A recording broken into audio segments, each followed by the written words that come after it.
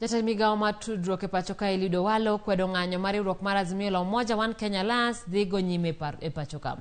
Oramo ni onge paro moro amora ma sirikal ni godo mar keto mosruok e kind jatend piny William Ruto gi ogaye mar Azimio Raila Odinga. Owalo okoni yiero nosetieki e pacho ka ma onge yiero moro amora ma ibiro tim kapok ochopo higa mar 2027.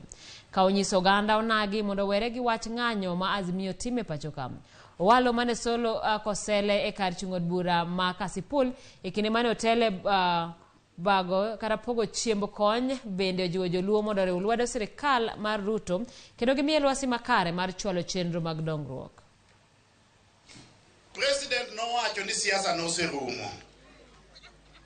Gima koro dong' sani en mana wach maendeleo. Kane watimo campaign, jo Kenya Kwanza kotel ni William Ruto mane candidate marwa ne wandikre gi jo Nyanza ni kwa donje sirikal waburo loso wach viwanda mag niang' mondo kembe mag niang' machalo kaka Sony gini Chemelil Muhoroni gini mondo chako dogatema oti. Koro yiero sirumo. Wawere gi wach yiero.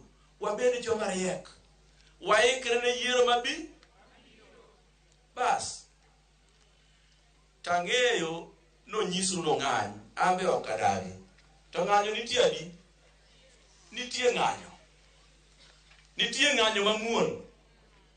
Kaeto nitie maundu. Mass action are 3 types. Waketuru kwe. Kamu loya bathe kaja da Kisumo, buloya bathe kaja ok ng'any.